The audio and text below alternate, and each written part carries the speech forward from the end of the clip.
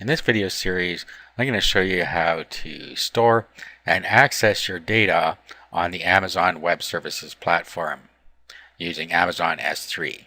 Amazon S3 stands for the Simple Storage Solution. It's just a quick way of saying it. You just refer to it as S3. So all you got to do is go to Amazon.com and then roll down to the bottom.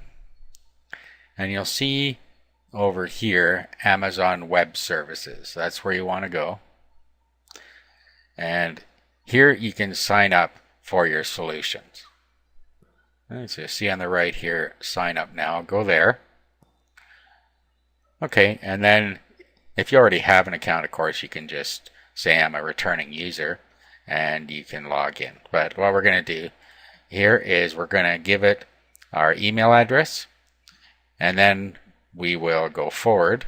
Okay, so then here you got to give it your name. We're going to put our email in again here. We're going to create a password and we're going to confirm our password and go forward. Okay, now here we have to give it our contact information, so your full name, company name is optional, country, your address, city, region, and your phone number, and then fill in the image down here and then go forward down here. Now you're going to have to agree to the terms of use, and you should click here and look at the terms of use and make sure you understand the terms of use. This is true with anything, so just do that and then go forward from there to create your account.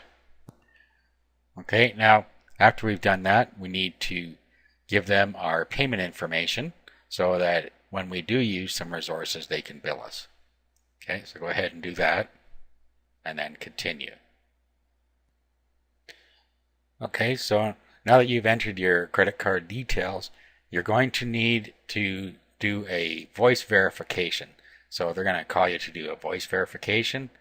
So go ahead and allow them to do that. Just make sure that the information in these boxes is correct. Okay, so I was called. I entered the PIN number on my phone keyboard, and then it automatically put it to this screen when I was done. So now I can continue.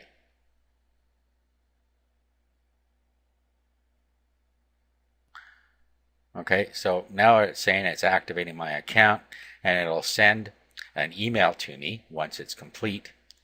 It's going to do a $1 authorization on the credit card just to make sure that the authorization goes through and that you've given proper credit card credentials. Okay, so we just wait for that email. Once we get that email, we can sign into our account. Okay, now I had that email sent to me within a minute. It usually happens quite fast. Okay, so now what we can do is we can go and we can log in. You go to my account console here. And then we're going to go to S3. Okay, and now this is our account console. This is where we create buckets and we can do different actions for our S3 account using the built-in management. And we're going to go over that first in the next video.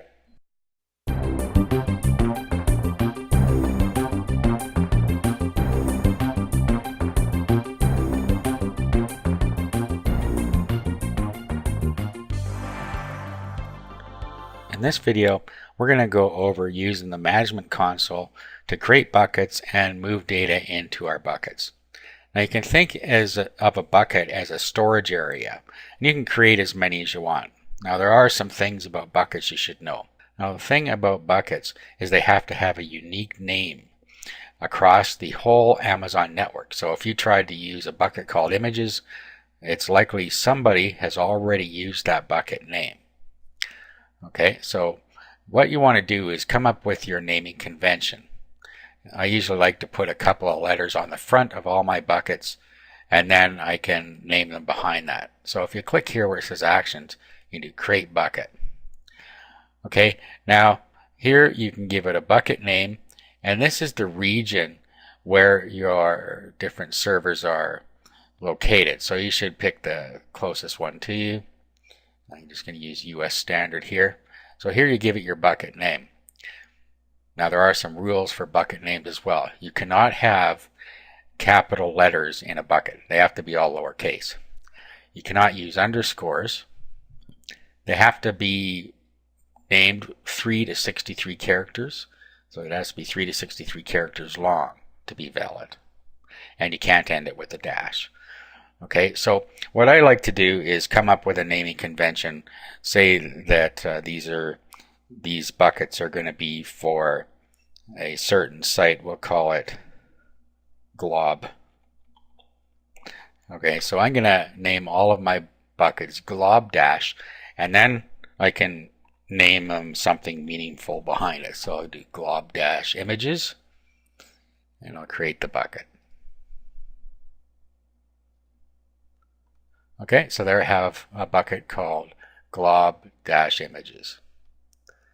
Okay, I can go and create another one now. I'm going to do glob dash videos. Now remember, I'm doing this because it's likely videos and images are already going to be taken. So I'm going to create this bucket like this. Okay, so you can go ahead and do that. That'll keep your own buckets organized, and you won't have to worry about duplicate bucket names. Okay, now buckets are our storage area. So what we can do now is we can upload our files into these buckets. We can also create a folder within the buckets, and then we have some other actions here. Okay, now some of these aren't going to be available until we actually get some files up here. So let's go to glob images, and let's upload an image into here. So click on upload. Now, here you have where you can add the files, you can remove selected files, and you can enable the enhanced uploader. So add files is going to just upload individual files, and they can be up to 5 terabytes. The enhanced uploader allows you to upload an entire folder. So let's go here. And as it says here, it can take up to 2 minutes depending on your connection speed. Okay, so we're going to verify the application.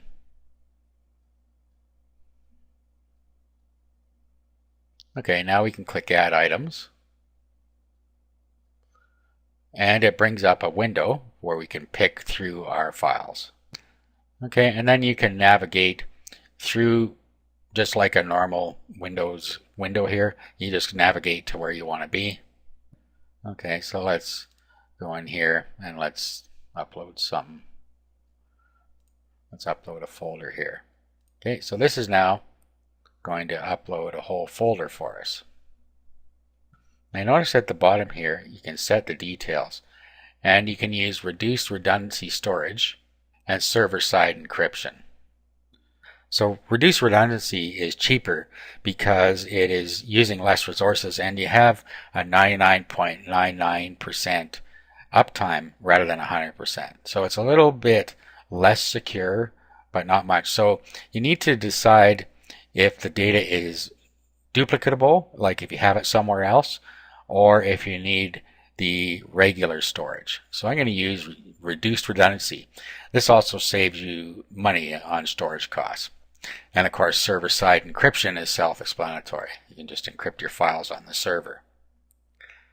Okay, now here we can set the permissions. So you can grant me full control or make everything public. Now we can also do this later. I'm just going to leave it the way it is here. And we're going to go start the upload. Okay, so now what this is going to do is it's going to upload all of the pictures in that folder into the bucket. So we'll just wait for that to happen. And you can see at the bottom here under transfers what it is doing and the speed and so on, how much is done here. Okay, so now this is done. So we have our bucket. Inside our bucket we have our folder, and then if we double click on our folder, we have the folder, the same structure of course that we had on our computer, and inside here we have all of our pictures that we've uploaded. Okay, so what we can do is let's go, if you click up here, you can navigate backwards. Now, if you click on this, you'll see that we can go to actions now, and we have different things we can do. Okay, so when I click properties, you see down here, we can change the storage redundancy down here. If we don't do anything, it stays the same. And server-side encryption. So those were the things that we've already specified when we uploaded it. So you can open, you can create another folder, you can upload, make it public. And so when you make it public, you'll be able to get a URL to the objects in there, and you will be able to share it on other websites. And we're going to get to that a little bit later. Of course, delete, cut, copy. Okay, now let's just click over here now. And you'll see that we now have the statistics or the properties on the bucket.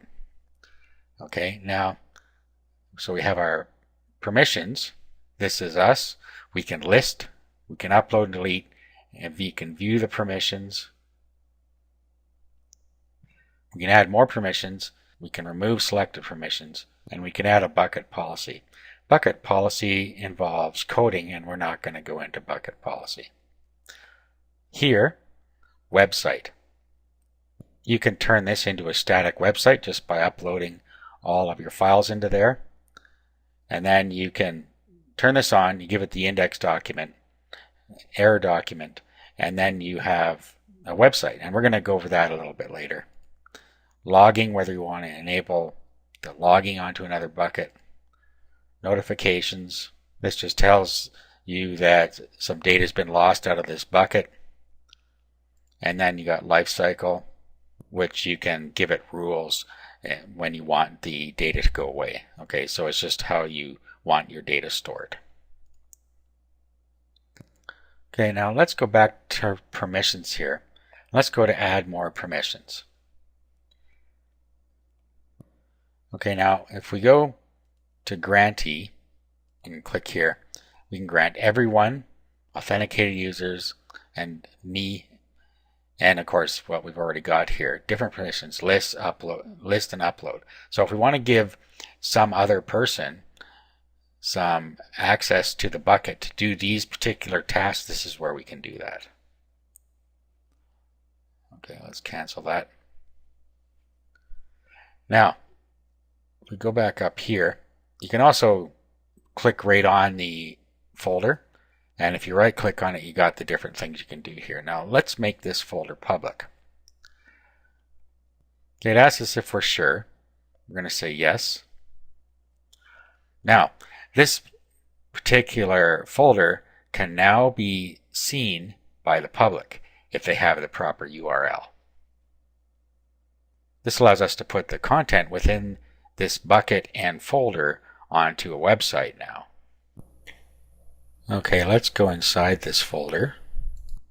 Okay, and then you see here there's the other things we have: storage, reduced redundancy, and server-side encryption. Now we go to permissions. Now you see, since we've made it public, we have two different things in here. We have us, and we can open, download, view, and other things. And with everyone, we can open and download. Okay, they can't view the permissions or do anything else. Metadata, this is just the metadata showing for what the value is for this particular thing. So the content type is a JPEG image. It's just showing you what it is. Now that it's public, we now have a link to this image right here. So if we give out this link, or we use it in our HTML document as an image source, this is what will happen. It'll bring up the image right in the browser or on the website where we're including it. Okay, so that's how you can access the data once you make it public. Okay, now let's talk about website. Remember, I showed you before. Let's go to Glob Videos here, and let's go to Properties. And you'll see here we have website. So here we could create a website. So what I'm going to do is I'm going to upload an entire Camtasia video. The reason I'm going to use Camtasia is because I've created a Flash video and it has several parts along with a file that brings it all together, an index file. So I can just do that way. But I could use any file and I could make an index file that points to it and make a website out of it. Just any static website would do. In fact, I could upload a squeeze page into here and do the same thing. But since this is a video folder, I'm going to upload a video into here. Okay, so what I'm going to do now is I'm going to go and upload. So we'll do upload, and then we're going to add items, and then we're going to upload a whole folder. Okay, so I'm going to upload all of these files here. So I'm just going to hold my control key down, and then I'm going to upload them all right into there. Okay, so let's just, well, we can set the details here. We're going to use reduced redundancy. Set the permissions. We're going to make everything public. And then we're going to start the upload. Okay, so now this is going to upload all of those files for us, and then we're going to make a website out of it. So we'll just let those upload. Okay, so now everything is uploaded here. So let's go over here. Let's right click and go to Properties. Let's go to Website. We're going to enable the website. And then our index document is going to be the HTML documents. So it's underscore, click here, .html. Okay, I'm not going to put an error document in. Okay, we're going to save.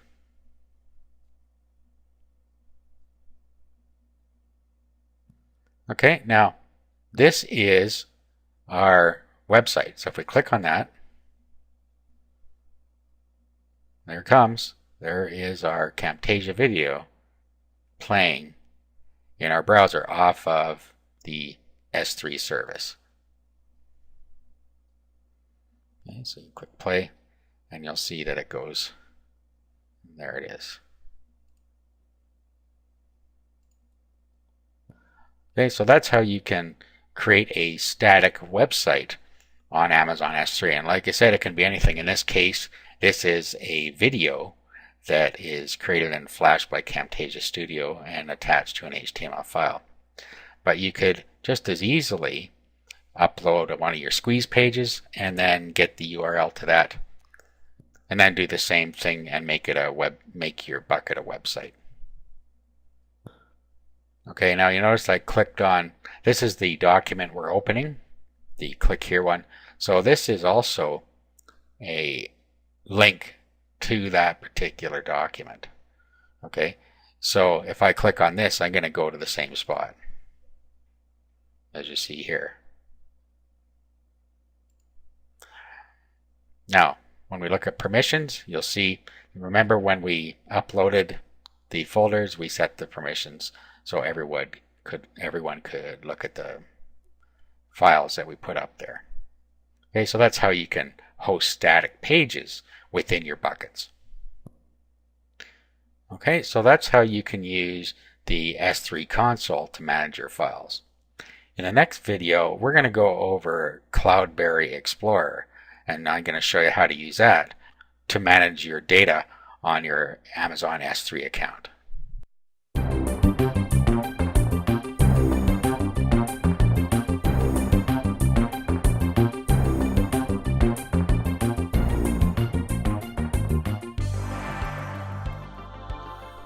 In this video, we're going to go through how to use Cloudberry Explorer. You can get it at cloudberrylab.com. I like to use Cloudberry Explorer because it is much more powerful and it's really a lot easier to use. It's like a familiar interface if you've used some sort of an FTP client. So go to cloudberrylab.com and then go over and download for free. Okay, so just download it and install it here.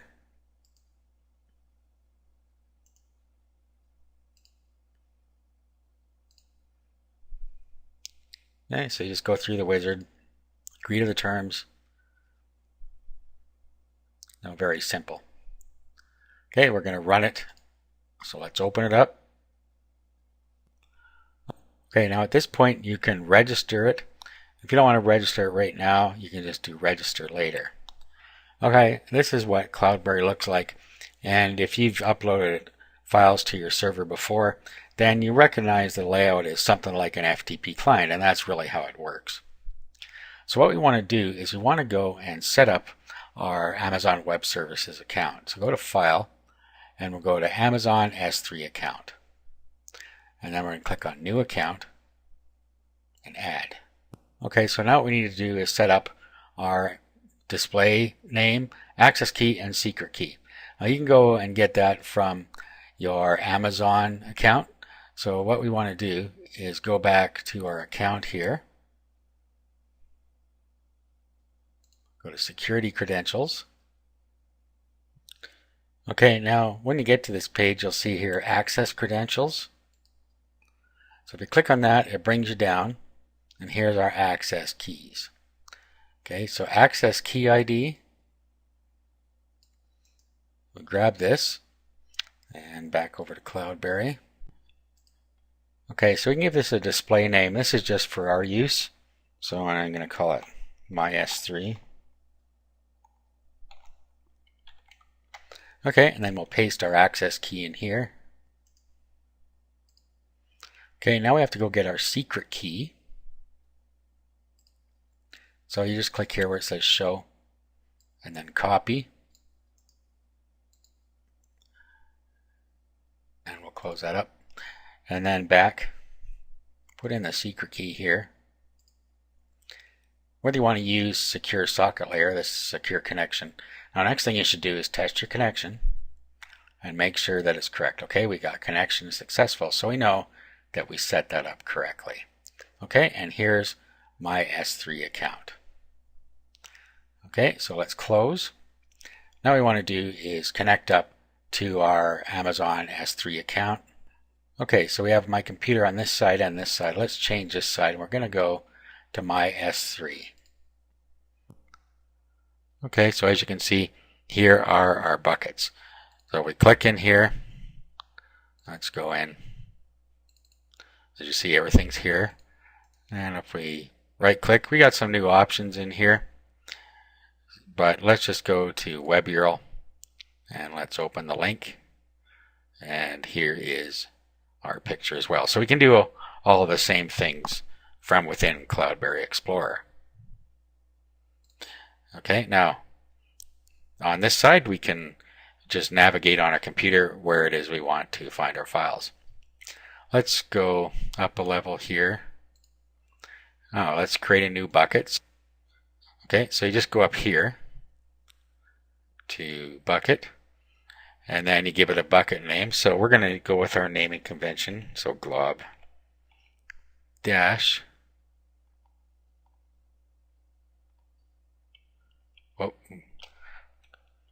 glob dash, and then we'll just say new private stuff. Now, you'll notice here that storage class, we can't change it. So we have to use standard storage class unless we get the pro version. We can't use the reduced redundancy unless you log in, or unless you buy the upgraded version or log into your panel. Okay, so now let's go to our bucket and let's right click now. Now we have something called ACL settings.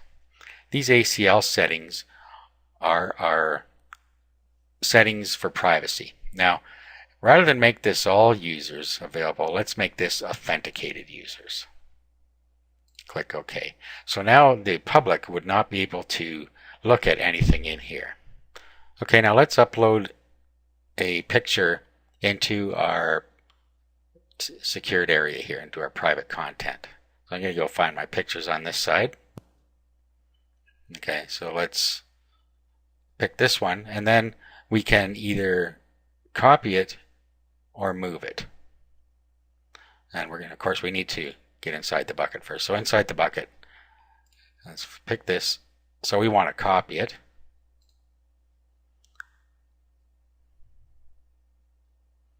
Okay, and it's uploading it for us.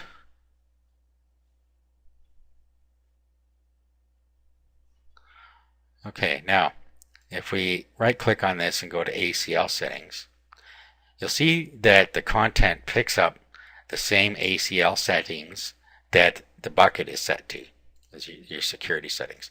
So now if we go here, we're going to go to web URL, and then we're going to give it a secure URL. So what we want to do is use HTTPS. And then if we're going to send this content to somebody, what we want to do is give it a time limit. So this link would now only work for an hour. So now this link will be able to access that picture. Let's just put the URL in here. Okay, and there's the picture in our secured area. But the public would not be able to get at this if we just go back here and we open this link. Okay, that is what the public would get, and access denied. Okay, so we'll close that. Let's go back up to the root. Okay, so basically you can do all the same stuff in Cloudberry Explorer that you can do in the control panel, but it's a little more familiar of an interface having it look like the FTP client that you're using to upload files anyway. Okay, so you got all the other things in here, ACL, our bucket policy. Okay, you can do a security assessment. It'll just run through and tell you if you have anything that is a potential security hole. You can expire the object. There's all kinds of things in here, but you get this idea. We still have the web URL, the website URL. If you want to make it into a website, you put your index page in there. Okay, so basically you can do all the same things you can do in here that you can do on the control panel. Okay, so if you go to properties, you can do the same things again in here. We have our permissions. You can set logging. Okay, you can set request or pay, so whoever is on the requesting end would have to pay the cost of the request for the data download.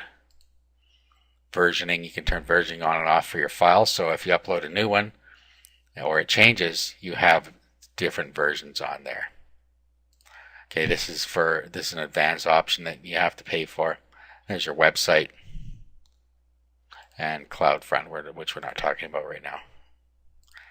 Okay, so basically it works just like that. You can manipulate your buckets here. You can delete. You can do many of the things right up here. Okay, you don't have to actually go do a right click.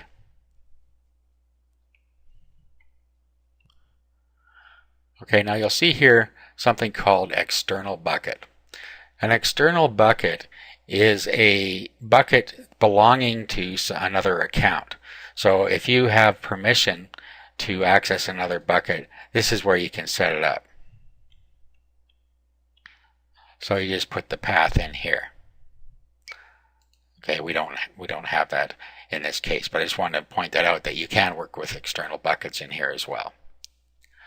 Okay, so now that we know how to get our buckets created and how to get our data into the buckets and how to set the permissions, what we need to do is be able to access that data for our websites.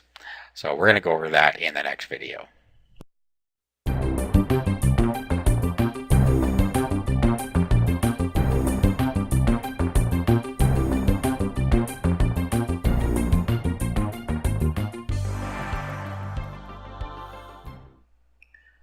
In this video, we're going to go over how to retrieve our data from Amazon S3. Now here I just have a basic web editor. It's called Composer. You can get it for free. So I'll just make a new web page here and I'll do my photos. Okay, so if you wanted to display your photos from your buckets, what you would do is you would go to either Cloudberry or to your AWS control panel, whichever you want. Now we're not going to be able to use this one. Remember, this is private, and we're going to create a photo album. So what we need to do is go and get the URLs to our images.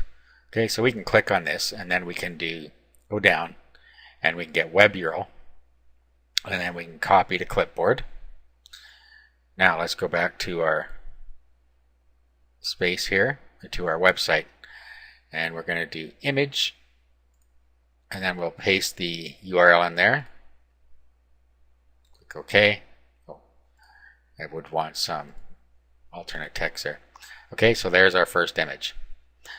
Now as you see, it's kind of big, so you can just go into your images here and set the dimensions. So we can do custom size, and we could do, say, 400 pixels. Okay, and then it automatically resizes the second one. Okay, so that's how you would access your images. You can just go through and do the same thing again. We'll go back to Cloudberry, get our second image here, web URL. Now remember, these have to be public. Otherwise, you wouldn't be able to access them like that. I was trying to show you the ACL settings here. Okay, so as you see, all users can view or read. Okay, so let's go one more time. Image, paste, and then we'll go over to dimensions, custom,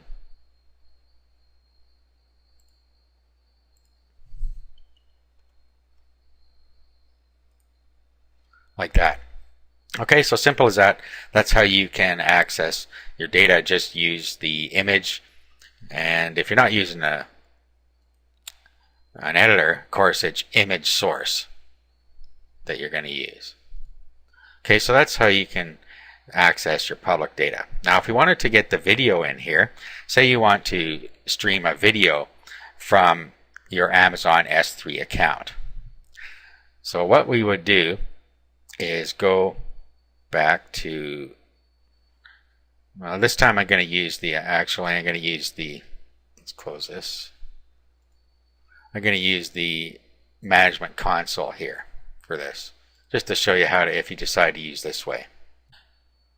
Now, of course, you could just use a link. So if you go to properties, and then this is the link to that. So we could just copy this. If we open it here, you can copy the link. Okay, so we'll go back to our editor here and watch the video.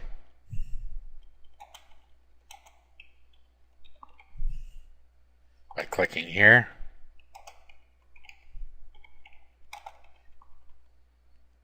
Okay, so if we make a link out of that, let's just go under here, let's move this up a bit. So we would do link, paste that in there,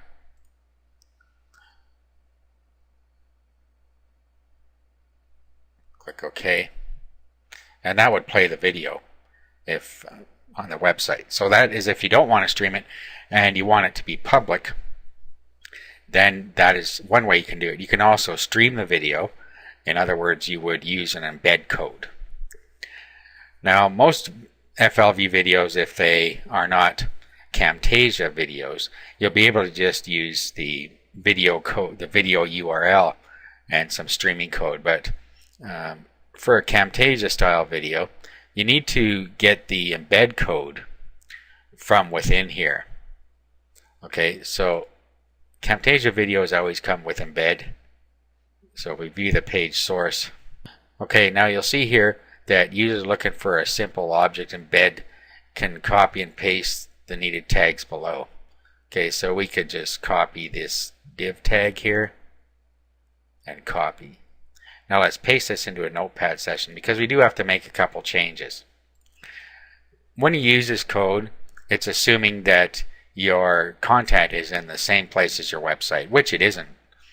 Okay, so what we have to do is get the actual URL for this hubcontroller.swf file. So let's go back to our console and we look for the hubcontroller.swf, which is this one. Okay, so this is our link for that. So we can highlight this.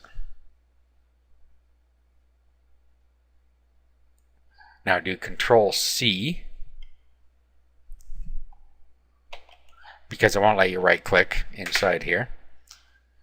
And then we'll go back to this and we'll just change this.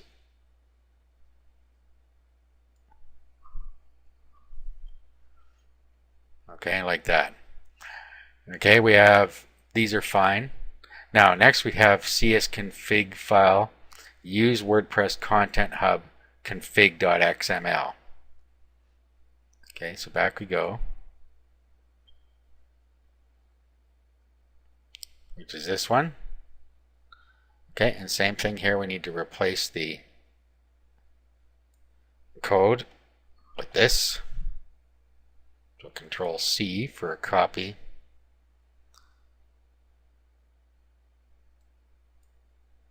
So use WordPress Content Hub config.xml.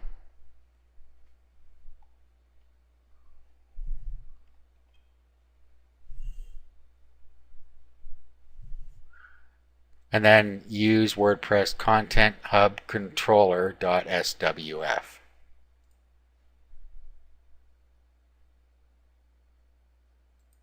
Which is this one. So we can now grab this.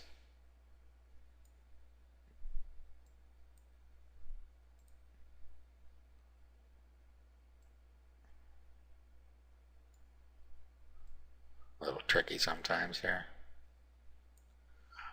Control C. Okay, and then replace this.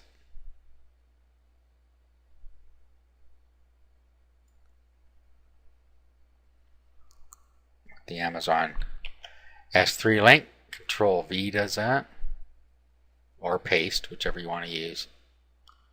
And we move over somewhere. We got flash vars. csconfig file equals use WordPress Content Hub config.xml.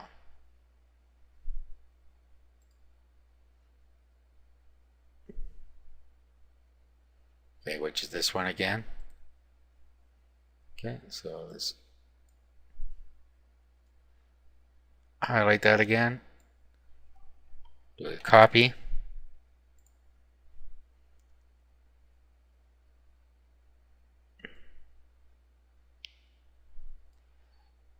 And we'll just paste on top of that.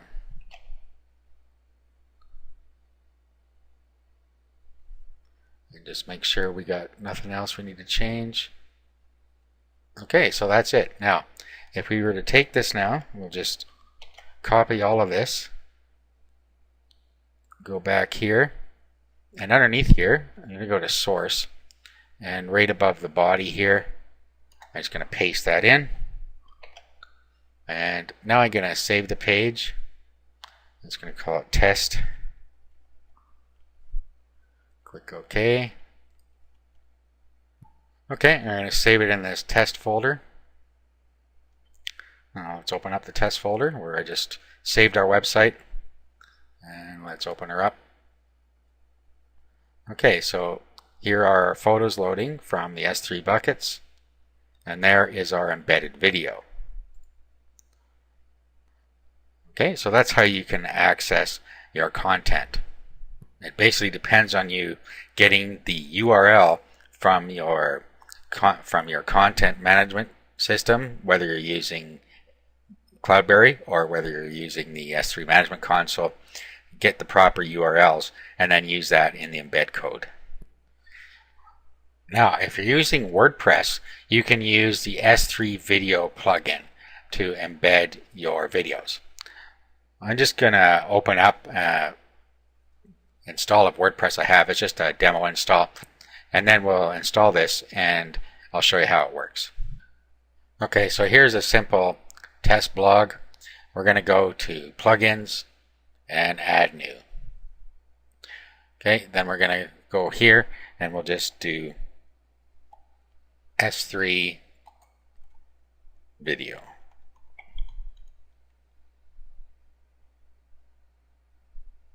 Okay, you see it here, S3 video plugin. We're going to install and activate. Okay, now you see that we have a new category called S3 video. You click on that. Okay, it requires configuration before using. Okay, so we need to go to the settings page. Okay, and now remember we did this in Cloudberry. We have to go and get our access key ID, our secret access key, and our video bucket. Okay, and our S3 host. Okay, so we'll go back to our S3 management console, and then what we can do is go and get our information from up here. We can go to our security credentials. Okay, and then we get it from here. Okay, so now we're going to go back to our panel here. Let's create a new bucket, and we'll just call this glob dash other videos.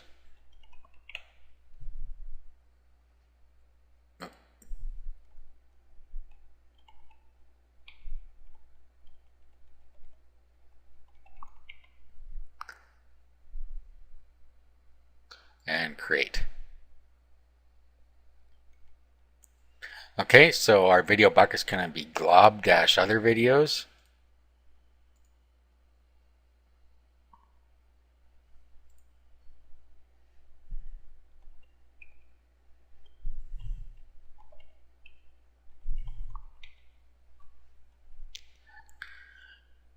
Okay, S3 host, you can just leave that blank.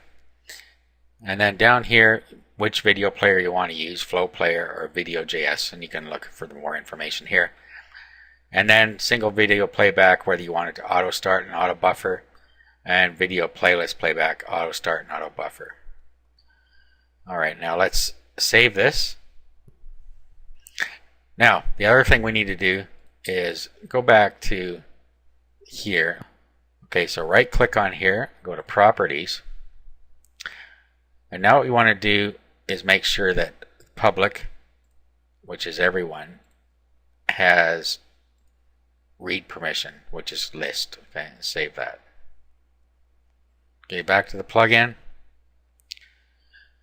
So we can upload videos into here, and it'll upload it into your bucket.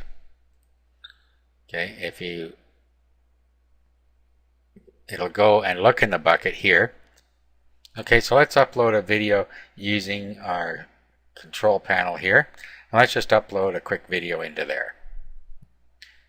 Okay, so I'm just going to go to this bucket. We're going to right click on the video and copy. And then we'll go into here and we'll paste.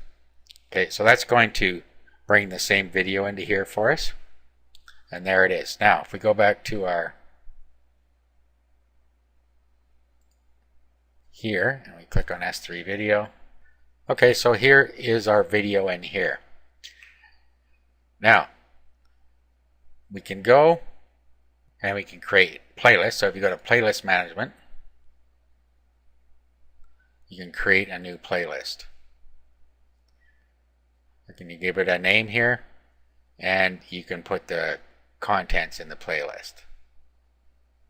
So So I'll just call it info, and then you click in here, and then we can add a bunch of videos into a playlist, and then we can add the playlist into our pages. Okay, and then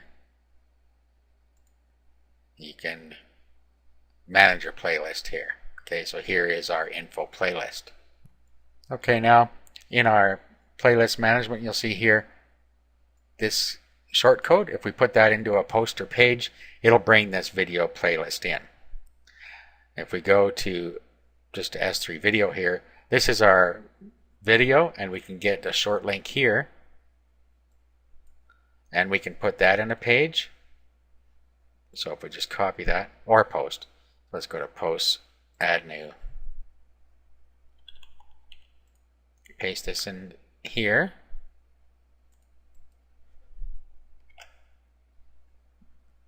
Let's do a preview. Here it is down here. Now if we click play, and there's our video. Okay, and if you click there, it works like that. Okay, so that's how you can do it with WordPress. Now, if let's close this for a sec. Let's go back to, let's just save the draft. Go back to S3 video, and you can get the embed code here. And now you can put this in any website outside of the WordPress blog. So if we wanted to put it on the website we just did, let's bring up the editor. Okay, now let's go into source, and they're going to put this embed code that we just got here. Let's put it right above where it says my photos. So I'll just paste that in there, and we'll save. Okay, let's bring this page up again. Okay, and here it is now. So if we click on it, you'll see that there it is playing. Okay, so that's how you can access your content on Amazon S3.